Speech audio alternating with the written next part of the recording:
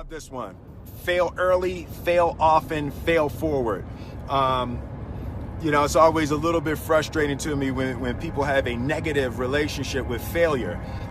Failure is a massive part of being able to be successful. You have to get comfortable with failure. You have to actually seek failure. Failure is where all of the lessons are. When you go to the gym and you work out, you're actually seeking failure. You want to take your muscles to the point where you get to failure, because that's where the adaptation is. That's where growth is. Successful people fail a lot. They fail a whole lot more than they succeed, but they extract the lessons from the failure and they use that, the energy, and they use the wisdom to come around to the next phase of success. You gotta take a shot. You have to live at the edge of your capabilities. You gotta live where you're almost certain you're gonna fail. That's the reason for practice. Practice is controlled failure. You're getting to your limit, getting to your limit, getting to your limit.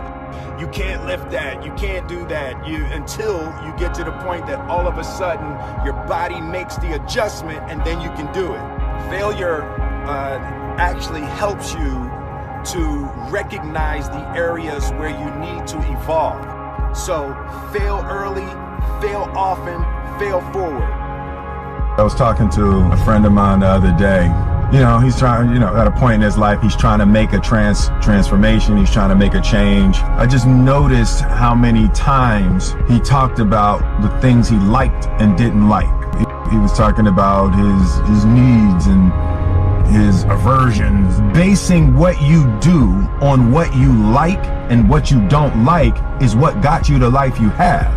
Our likes and dislikes are based on our parents and based on bad habits. So I was suggesting removing like and dislike from the decision-making process and asking yourself, is something right and is something true? For example, somebody talked to you in a way that you don't like. You may not like how the person talked to you, but it's of a greater benefit for you to ask yourself, is what they're saying right? Is it true? So right perception is what is going to get you right actions. Having an experience in this world that is enjoyable is going to be based on right perception, that you see things correctly, and then you choose right actions based on that right perception. Just because you like something doesn't make it right. Just because something hurts doesn't make it wrong. So I think people mistake likes and dislikes for intuition. I am suggesting that we pay less attention to what we like and what we don't like, and we ask ourselves what is right. And that's all I'm gonna say about that. So me and Jada was reflecting about love. And I asked her, I said, what did she think was, one of the biggest revelations that she had had about love? She said that you cannot make a person happy. And I thought that was a real deep idea. You can make a person smile, you can make a person feel good, you can make a person laugh, but whether or not a person is happy is deeply and totally and utterly out of your control. I remember the day I retired. I literally said to Jada, that's it. I retire. I retire from trying to make you happy. I need you to go make yourself happy and just prove to me that it's even possible. And after we cracked the hell up, we started talking about, we came into this false romantic concept that somehow when we got married that we would become one. And what we realized is that we were two completely separate people on two completely separate individual journeys, and that we were choosing to walk our separate journeys together. But her happiness was her responsibility, and my happiness was my responsibility. And we decided that we were going to find our individual, internal, private, separate joy.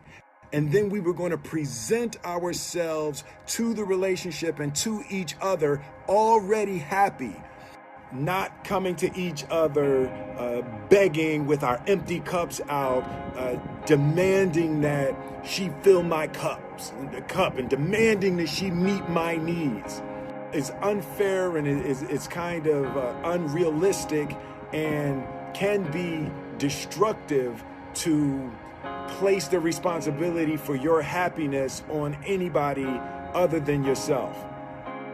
I was just having a debate with a friend of mine, and we got stuck on the difference between fault and responsibility. She kept talking about how something was somebody's fault. And I was like, it don't matter whose fault it is that something is broken if it's your responsibility to fix it.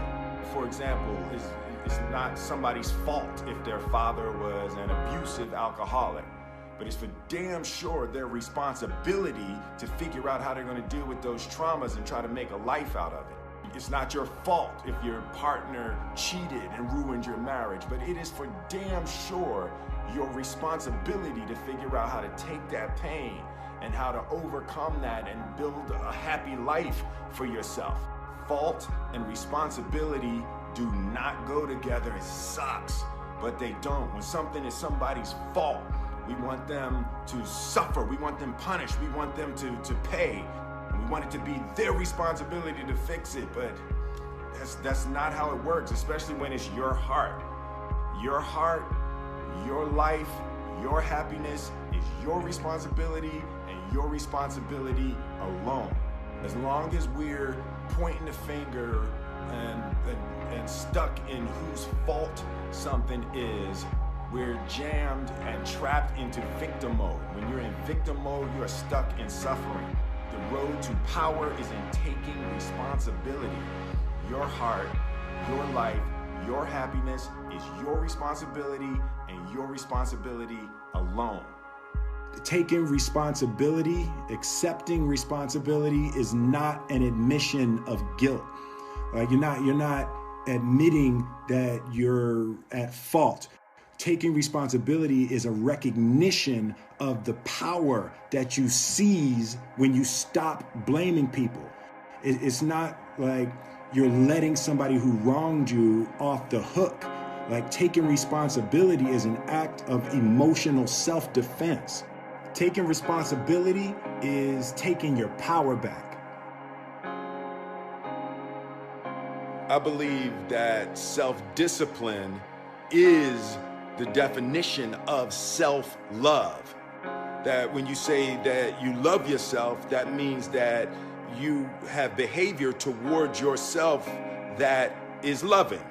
It's like you say to yourself, hey man, look, I know you want to eat that pizza and it'll be really good, but I can't let you eat that, man, because if you eat that pizza, you're going to feel like shit, and I love you too much to let you eat that.